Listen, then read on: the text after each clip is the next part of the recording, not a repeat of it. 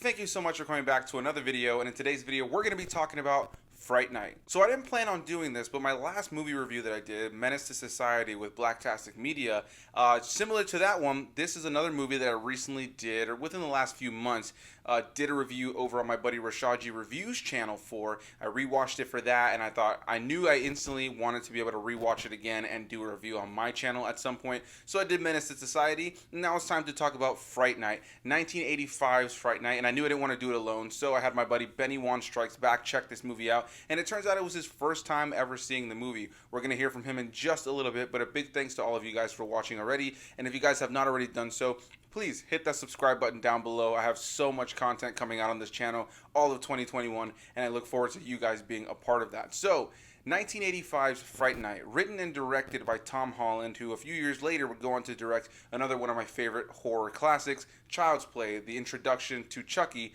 also starring Chris Sarandon. This is a fun and interesting film that blends horror and comedy in a fun way that keeps it an entertaining and light film that has a sense of stakes, but is also just more than anything just kind of entertaining. Like a lot of films from this era, there's definitely a big drizzling of cheese over this film. There's definitely a lot of cheesy elements, but I feel like the film knows it. It's not going for a full scary movie vibe. It's not necessarily a horrifying film, but when they do go for some gory elements or do some of the, vampire kind of creepy visuals of this film, they definitely do go for it, and there's a lot about this film that definitely lends itself to the horror genre, but I enjoy this film more on an entertainment level rather than it being scary. I mentioned before that this film stars Chris Sarandon, and he plays the vampire of the film, and he's so great. I just love Chris Sarandon in this movie, in Child's Play, and probably most iconically as the voice of Jack Skellington in A Nightmare Before Christmas, one of my favorite films of all time, and easily probably my favorite performance of his.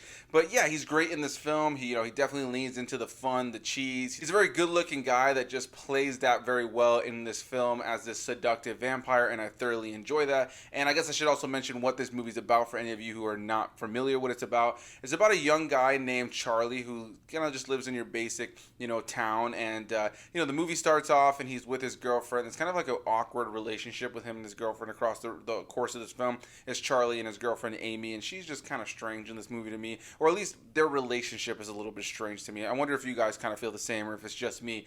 And yeah, not long into the film, he ends up kind of starting to have these suspicions that his new next door neighbor is a vampire, and ends up discovering that indeed Chris Sarandon's character Jerry, his next door neighbor, is a vampire. So throughout the course of the film, he's trying to get other people to believe him, and then he wants to be able to take this vampire out. And at first, Jerry's just kind of like, dude, just leave me be. I'm going to do me. I'm going to, be a vampire. I'm going to have women over. I'm going to suck their blood. I'm going to kill them. And I'm just going to live my life. And as long as you leave me alone, we should be good. But Charlie is not okay with that. And it's just kind of like him working together with a group of characters in the movie to go and take out this vampire that lives next door. It's a very over-the-top, hokey concept that's very silly and again, over-the-top, pretty cheesy, but it's fun. It has a good time with it. It definitely sets up a cool, fun universe. The character of Charlie, it can be a little bit annoying at times, but I enjoy his journey throughout the course of his film. I think that the most annoying character for me, at least in the earlier part of the film, is the character of Evil Ed, played by Stephen Joffreys, I believe is how his name is pronounced. Yeah, I don't really like Evil Ed too much for the earlier part of the film. He's just too over the top. It's just like overacted. The lines of dialogue are incredibly cheesy and just kind of leave you scratching your head. But when Evil Ed ends up becoming a vampire in the latter half of the film, I couldn't help but feel like that was exactly why he was cast in this film. He is amazing once he has the great practical effects on him, the teeth and the eyes, and he's acting all over the top and crazy. He 110% fits the vampire role when he's doing that, and I can't shake that feeling every time that I watch this movie, but I do thoroughly enjoy Evil Ed once he becomes a vampire later on in the film. But yeah, this is a movie about a guy who sees his next door neighbor as a vampire. We've seen this kind of premise before in a lot of movies. This is probably the first one to really do it this way, but we've seen it, not only in the Fright Night remake that they did with Colin Farrell, but even like in more modern days, even though it's been years at this point, we've seen films like Disturbia with Shia LaBeouf, where instead of that being a next door neighbor that's a vampire, it's a next door neighbor that just turns out to be like a serial killer, like just regular murderer. So, the concept of a next door neighbor or somebody in the town that is, kind of a killer that you don't really suspect that they're a killer, or that one character knows they're a killer of some sort. In this case, it's a vampire, and nobody else believes them until later in the film. So it's a fun, over-the-top, kind of silly premise, and it has fun with the vampire mythology and lore. There's a lot of fun stuff going on with the characters, and I just enjoy the journey throughout. This is just a fun, entertaining film that I just feel is a little bit cheesy, but I think it definitely has that 80s kind of nostalgic feel and vibe that you want when you watch a movie like this. And everything from the soundtrack to the cinematography, the way that the film is lit, and most notably for me, the practical effects, it just screams 80s horror, and I just love it every time that I watch it. Now, before I get into the rest of my thoughts on this, let's go ahead and hear what Benny had to say about this. Hey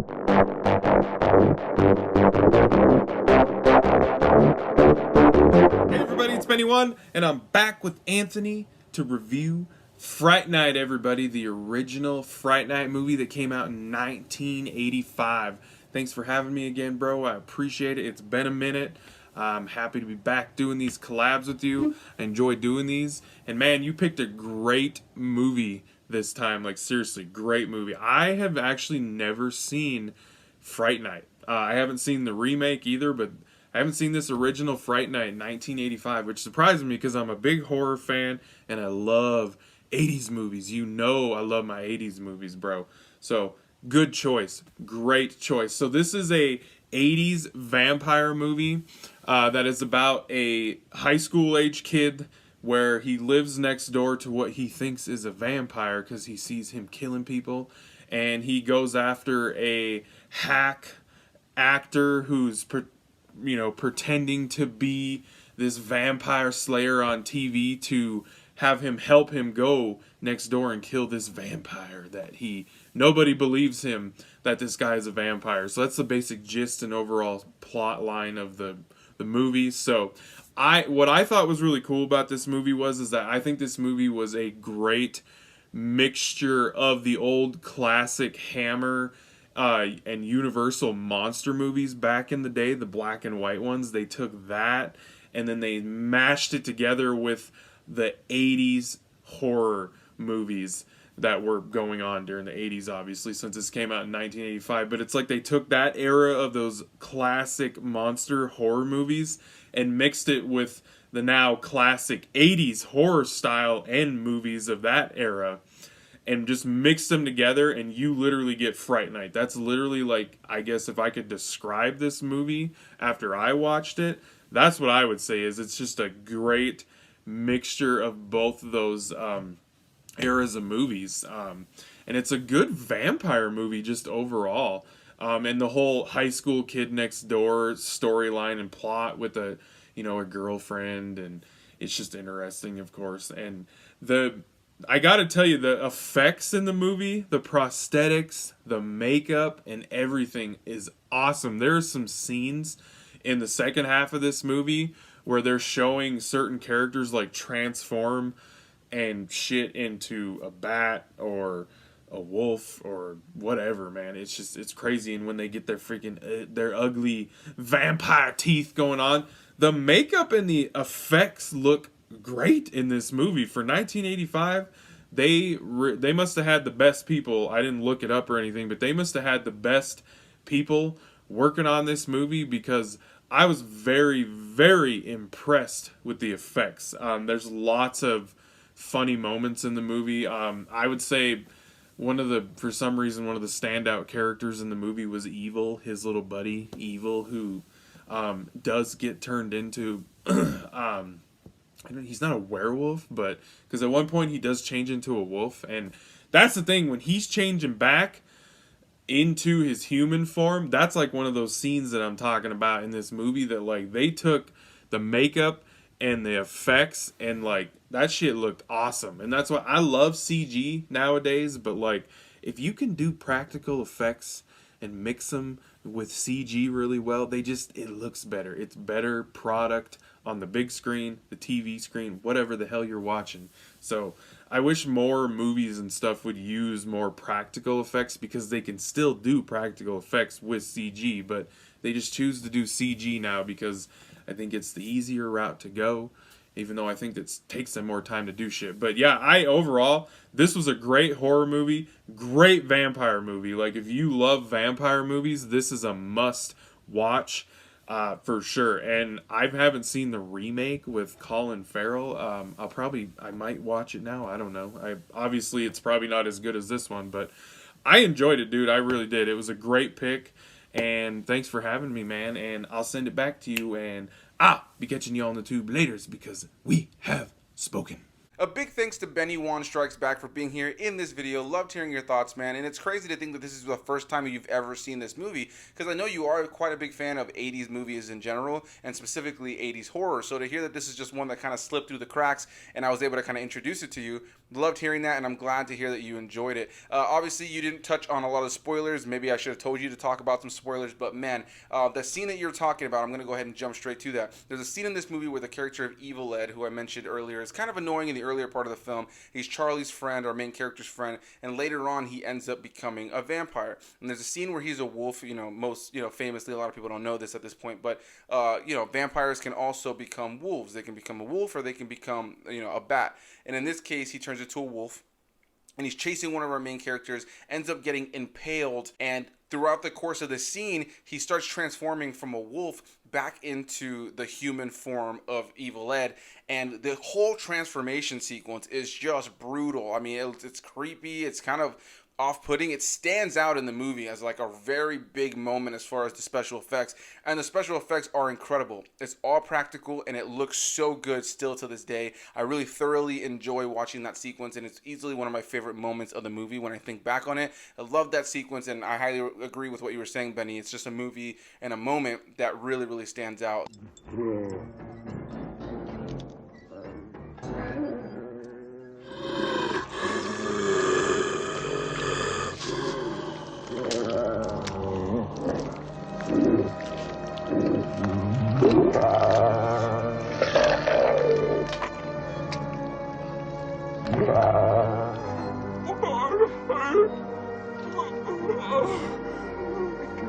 Yeah, my overall thoughts on this movie, that I think it's a really good fun time. I think that there are some cheesy, just over-the-top elements, but again, I think similar to something like Child's Play, which again was written and directed by the same guy, there is that great sense of it being like not terrifying, but it has its foot in horror, while also kind of being able to stay fun and light, and kind of just more than anything being an entertaining film that plays within those genres of horror and comedy. And I really thoroughly enjoy that about this film, and I think this is just one of those really just solid vampire films that if you're a fan of vampires and you've never seen this before, I do highly recommend it. Genuinely, there are some great moments, and the biggest standout things outside of the performances and just the fun story would easily have to be the practical effects. The practical effects done on Evil Ed when he's transforming, and even before that, and the stuff that's on Chris Sarandon as he becomes more demonic looking, a lot more vampiric. Same with Amy when she ends up becoming a vampire. I believe I put that in the thumbnail. Yeah, she just looks awesome when she turns full vampire. This movie, on a visual level, is just so much fun to watch. I love the poster art. I love the practical effects on these creatures throughout the course of the film. And it's just a good, fun horror comedy watch that I do highly recommend. So yeah, I'm done rambling for now. Thank you guys so much for watching another video. If you guys have not already done so, please hit that subscribe button down below. I want to continue seeing this channel grow, and I want to get more of you guys involved in everything that I'm doing. Please hit that like button down below if you guys enjoyed the video. It really helps the channel out, and comment your thoughts. I can't wait to hear what you guys have to say about Fright Night. Are you a fan of Fright Night 2, which I will review at some point, as well as Fright Night the remake and Fright Night 2, the remake of the remake, sequel, the sequel of the remake is probably what I should have said. The sequel of the remake, yeah. Anyway, are you guys fans of those films? Which is your favorite Fright Night film? I definitely want to hear your guys' thoughts on any or all of that. Comment your thoughts down below. I'll see you guys in the next one. Bye-bye.